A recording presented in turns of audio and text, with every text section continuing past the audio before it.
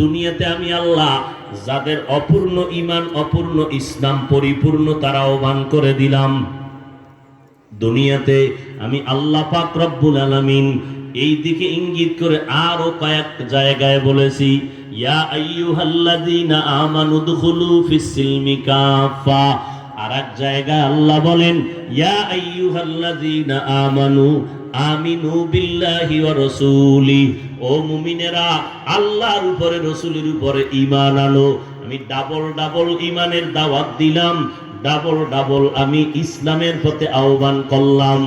এই প্রশ্নের জবাব নিয়ে নাও, যারা মুসলমান দাবি করিয়া আর একদল মুসলমানের হিংসার নজরে প্রশ্ন করো, মদিনার মুহাম্মদ কাফের মুশরিকের দাওয়াত দিছে, তোমরা কেন মুসলমান হইয়া মুসলমানের দাওয়াতের কাজ করো?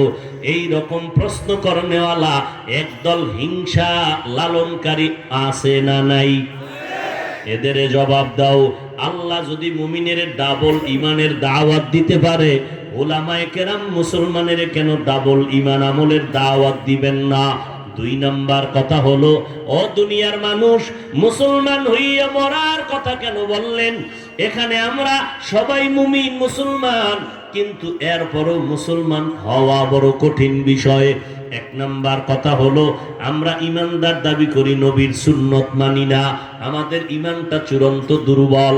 ইমানদার দাবি করি, পর্দা করি না, আমাদের ইমান চূড়ান্ত দুর্বল।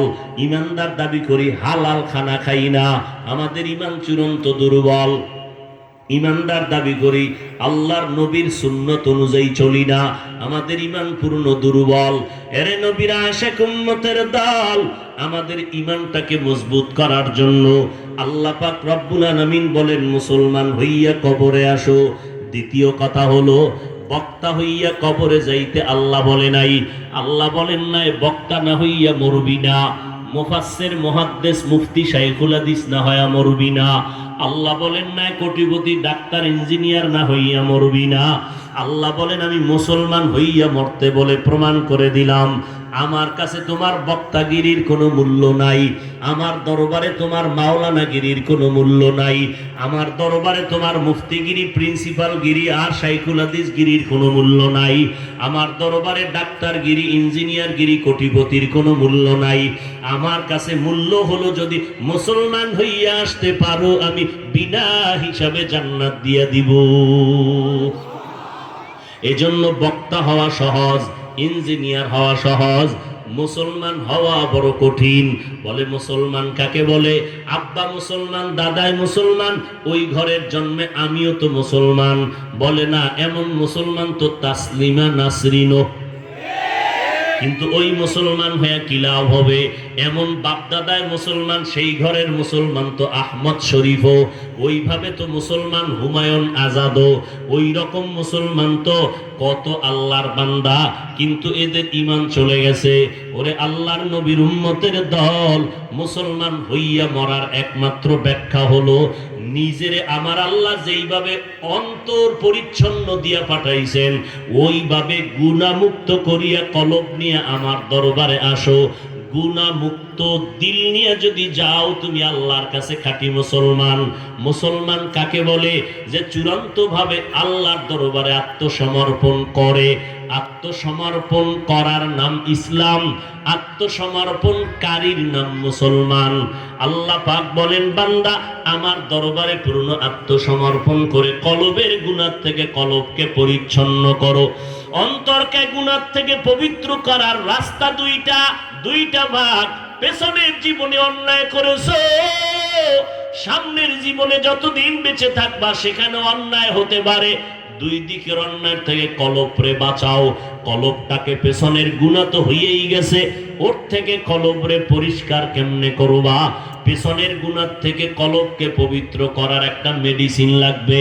সামনে যতদিন বেঁচে থাকবো, গুনাহ থেকে নিজেকে বাঁচাইয়া রাখার জন্য আলাদা আরো একটা মেডিসিন লাগবে। দুই দিকে দুইটা মেডিসিন। পেছনের গুনাহ থেকে বাঁচার মেডিসিনের নাম হলো কান্না ওয়ালা তওবা। আর সামনে যতদিন বেঁচে থাকবো, গুনাহ যেন আমার দ্বারা না হয়। সামনের জীবনে গুনাহ থেকে বাঁচার জন্য আরেকটা মেডিসিন লাগবে। সামনের গুনাহ থেকে বাঁচার মেডিসিনের নাম তাকওয়া।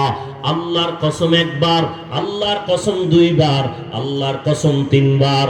এই দুইটা মেডিসিন, কান্নাওয়ালা তওবা, সামনের জীবনে বাঁচার তাকওয়া, এই দোনোটা অর্জন করার একমাত্র, শুধুমাত্র, কেবলমাত্র অর্জন করার একমাত্র মাধ্যম হলো খাঁটি আল্লাহওয়ালাদের সোহবত। অতএব খাঁটি আল্লাহওয়ালা, আহলুল্লাহ, উলামায়ে আহলে হক, এদের বন্ধুত্ব ছাড়া অন্তরে তাকওয়া আসবে না। যদি কেউ বলে, সে ভুল বলবে, তার বলাটা চূড়ান্ত ভুল। যারা বলে আমরা কোনো আল্লাহওয়ালা মানি না, আমরা আউলিয়া মানি না, পীর মানি না, তারা ভণ্ড, 100 ভণ্ড। এদেরকে ভণ্ড যারা বলবে না, তারা ডবল ভণ্ড। যারা বলে আমরা কোনো পীর মানি না, আল্লাহওয়ালা মানি না, ওলিয়া উলিয়া মানি না, এরা চূড়ান্ত, বর্তমান দুনিয়াতে এদের মতো ভণ্ড আর কেউ নাই। আমরা মুরব্বি মানিয়াও ঠিক মতো চলতে পারি না, মাঝে মাঝে পিছলে পড়ে যায়। আর যারা মুরব্বি মোটেই মানে না, এগো উপায় কি? অতএব খাঁটি আল্লাহওয়ালাদের সোহবতে গিয়া নিজের অন্তরকে গুনাহ থেকে মুক্ত করাতে হবে। তাকওয়ার মাধ্যমে পেছনের গুনাহ থেকে মুক্ত করানোর জন্য লাগবে কান্নাওয়ালা তওবা। সূরের মতো তওবা নয়, চোখে পানি আসে মতো তওবা।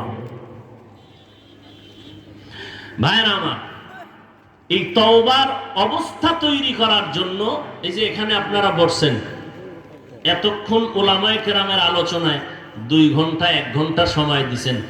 আল্লাহকে সাক্ষী রেখে বলেন তো, দোয়া কবুলের সময় আপনাদের অন্তরে একটু হলেও কি ভয় আসে নাই? আল্লাহকে সাক্ষী রেখে বলেন, আসছে? তাহলে আধা ঘন্টা 1 ঘন্টা আলেমের সামনে বসলে যদি অন্তরে ভয় আসে, তাহলে 12 বছর আলেমের পিছনে থাকলে আপনি তো জান্নাতি হইয়া কবরে যাবেন। এই কথাটা বুঝতে কষ্ট হইছে? অতএব যারা বলবে আলেম লাগে না, এরা পৃথিবীর নিকৃষ্ট ভণ্ড, এতে কোনো সন্দেহ নেই। আল্লাহ হেদায়েত দান করুন। ভাইরা আমার, বিশাল আয়োজন, অনেক কষ্ট আপনারা করেছেন, আমিও করেছি। ঘুম নাই, দৌড়াইতেছি আপনাদের আবেগে প্রোগ্রাম নিয়ে। ধরতে হবে দিনের বেলা, কানে দইরা গাড়ির মধ্যে তওবা করছি, আর এই প্রোগ্রাম নিব না দিনের বেলা। এই আবেগ দিয়া চললে উপায় নাই, না ঘুম না খানা। তো যাই হোক, আল্লাহ পাক আপনাদের সামনে আসার তৌফিক দিয়েছেন। আল্লাহর হস্তে সবাই এই মাহফিলের জন্য সহযোগিতার হাত বাড়াবেন। কারণ বর্তমান দুনিয়াতে ইসলামকে হকের উপরে জিন্দা রাখার স্থায়ী সমাধান মাদ্রাসা। ওয়াজ মাহফিল এটা অস্থায়ী, আর মাদ্রাসা হলো স্থায়ী। অতএব মাদ্রাসা জিন্দা রাখার জন্য আপনাদের দোয়া সহযোগিতা করা লাগবে না? তাহলে বিসমিল্লাহ বলে পকেটে হাত দেন, 1000, 500, 100 যা পারেন। দান করলে হায়াত বাড়ে, দান করলে মুসিবত দূর হয়, দান করলে রিজিক বাড়ে, কবরওয়ালাদের জান্নাত হয়ে যাবে। ব্যাগওয়ালারা নেমে যান, কেউ খালি ফিরাবেন না। বিসমিল্লাহ বলে পকেটে হাত দেন এবং দেওয়ার সময় নিয়ত করেন, আল্লাহ এই দানের বরকতে আমার অসুস্থতা দূর করো, রিজিকে বরকত দাও, হায়াতে বরকত দাও। এই কথা বলে মুহাব্বতে দান